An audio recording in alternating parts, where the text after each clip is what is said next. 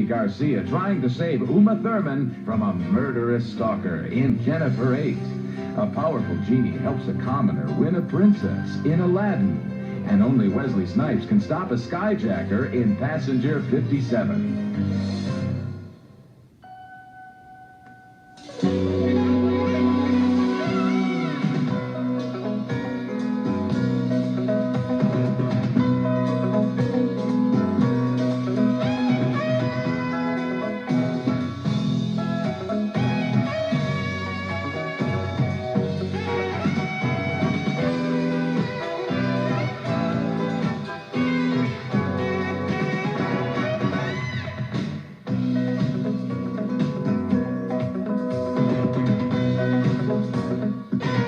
Everything you say sounds reasonable, but there's also a reasonable explanation for the opposite. Oh, give me that. Not another word of that.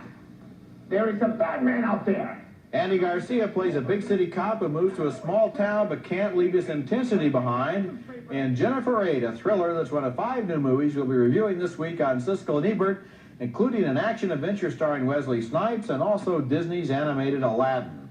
I'm Roger Ebert of the Chicago Sun-Times. And I'm Gene Siskel of the Chicago Tribune.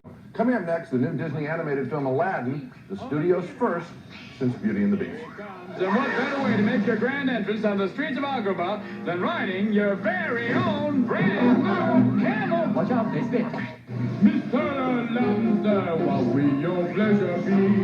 Let me take your order, jot it down. You ain't never had a friend like me. That's Robin Williams, of course, as the voice and inspiration of the genie in the bottle in Aladdin, the new Disney animated extravaganza, and he's the real star of the movie. It's an extraordinary performance, the perfect melding, if you think about it, of a talent and an art form. Robin Williams really is an animated character in his ability to constantly change shape and character. He's the main reason for adults to see Aladdin. In fact, if the film were called Genie, I think it would be more truthful labeling. In the film, a princess is reminded by her father, the Sultan, that she must marry a prince within 3 days. I hate being forced into this. If I do marry, I want it to be for love. Meanwhile, a young man named Aladdin dreams of marrying the princess. He and his pet monkey have stumbled upon a magic lamp with almost disastrous results. No! You have touched the forbidden treasures. Now you shall never again see the light of day. Once the lamp is rubbed at the movie's 40-minute mark, Aladdin becomes a great entertainment. Here's Robin. 10,000 years will give you such a crick in the neck. Hang on a second. Whoa! Wow, does it feel good to be out of there? I'm telling you, nice to be back, ladies and gentlemen. Hi, where are you from? What's your name?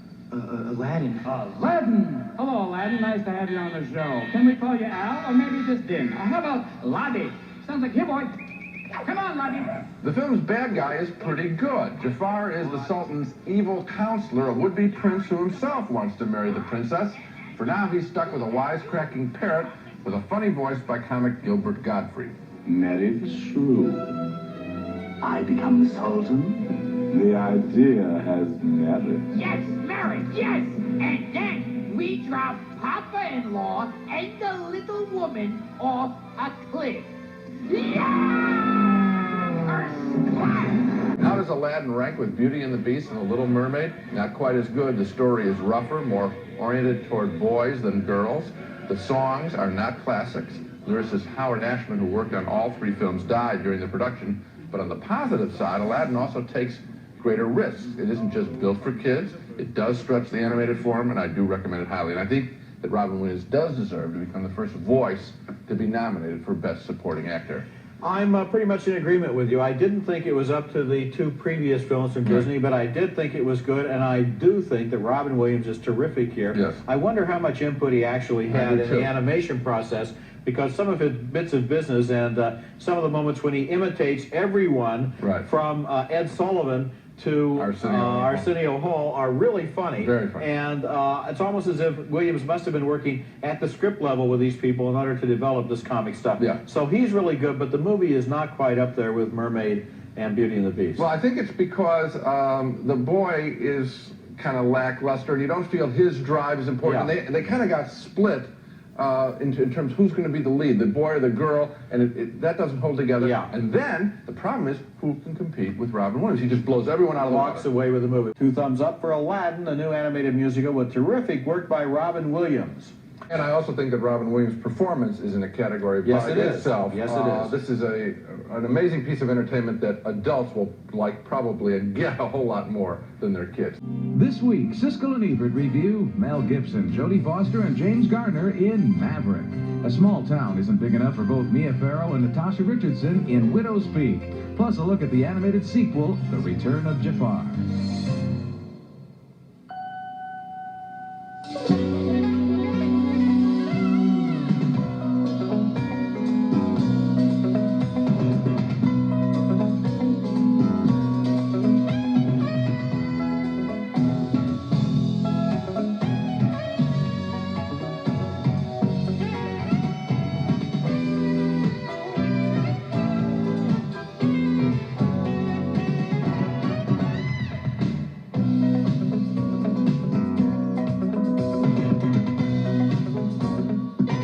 Remove your hands from the lady. Sometimes when you least expect it, your hero arrives. Mr. Cooper, Zane Cooper. Folks call me Coop. Suits me just fine. Coop. Well, this silly-looking creature's named Maverick. Mel Gibson is a lighthearted gambler who tries to talk himself out of trouble, and James Garner is the lawman he's up against in Maverick, one of 5 new movies we'll be reviewing this week on Siskel and Ebert. Also on this show, a new movie starring 3 big actresses, Sissy Spacek, Mia Farrow, and Uma Thurman, and the made-for-video sequel to Aladdin. I'm Roger Ebert of the Chicago Sun-Times. And I'm Gene Siskel of the Chicago Tribune. Coming up next, they've made a sequel to Aladdin, and I'll bet you haven't heard of it. We'll explain why next, so get the kids as we review The Return of Jafar.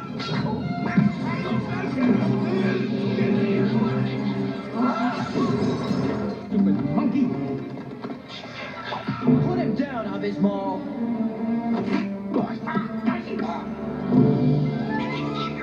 Who are you? My friends call me Al.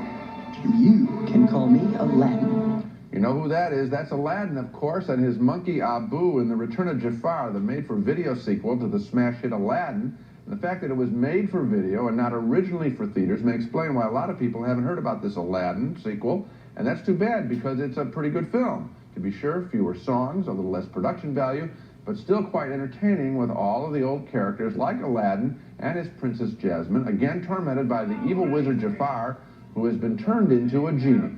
A featured role this time is given to Jafar's parrot, Iago, again with Gilbert Gottfried's comic voice, here being asked by Jafar, trapped in the genie's lamp, to be set free. You know something? You're nothing without me. What? Who comes up with all the good ideas? Me! Who does all the work? Me! If it weren't for me, you'd still be in a cage at the bazaar, squawking, Polly wants a cracker! The best song in the movie, Just Forget About Love, sung by Iago and the film's Lovers. Aladdin is sung by Brad Kane, Jasmine by Liz Calloway. I can't forget about my heart. I can't forget about my All for you right from the start. I'm still falling. Whatever we may do, Whatever you are here for me and I'll be there for you. I'll be there To wish, to want, to wander, to find the sun through rain and thunder. Cozy rendezvous. Yes, please. I know what you're thinking, where's the blue genie? Well, he's in the movie, and he is magical and funny in many scenes, but he's not played by, his voice isn't played by Robin Williams. Actually, the voice is played by Dan Castellaneta, who's also the voice of Homer Simpson. And I bet that fact that Robin Williams isn't in the movie is part of the decision to go directly to video with this project. Robin Williams was wildly underpaid for the original movie, the original Aladdin, and he wanted no part of any sequel. Still, there is considerable entertainment value to the genie character and to this film. I watched this picture on tape on my big screen last night with my kids. We all enjoyed it. So a positive review from me, but you have to go to a video store to find it, for The Return of Jafar. I give it a thumbs up, too. I think the reason they didn't release it theatrically is they've got The Lion King coming out this summer. They have a big animated release every summer. Right. So there isn't room in the rotation for a sequel yet. This was the biggest animated movie ever made. At that time. So it's kind of clever.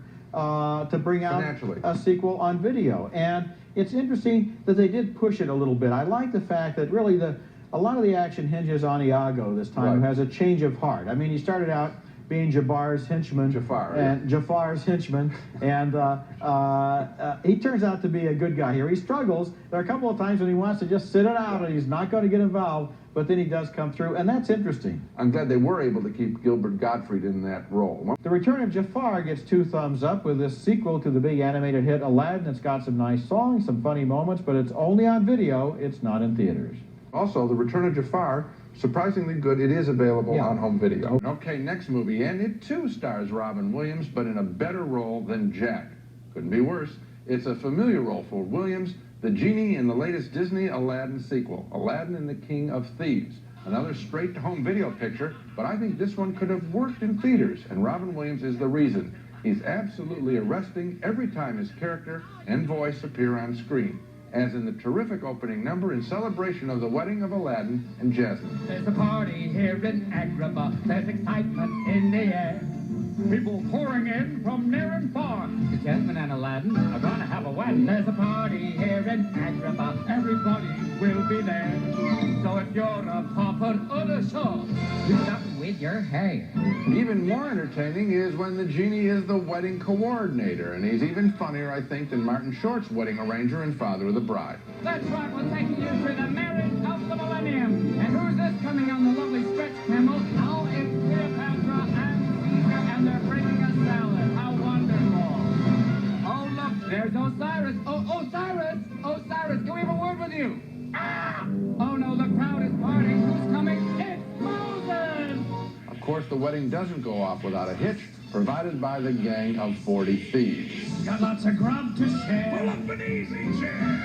Pull up to the 40 thieves. A couple of good songs also helped make Aladdin and the King of Thieves one of the few decent children's films around this summer. I do recommend it. I enjoyed it too. I thought that it had an interesting story that was a little bit more involved, a little more complex and challenging than I expected. I liked the animation, and once again, by bringing Robin Williams back, and he wasn't in the first Aladdin video sequel, I think they've gotten some of the magic that was in the first. Absolutely. It would have worked in theaters. I think I'm sure they do their calculus and say it'll make more money at home video. No, they have said that they do not release sequels to their animated films as a company policy. So there you have it, at least not in theaters. 2 thumbs up for Aladdin and the King of Thieves, with Robin Williams reprising his marvelous genie role. This film is only available on home video starting next week. It's not in theaters.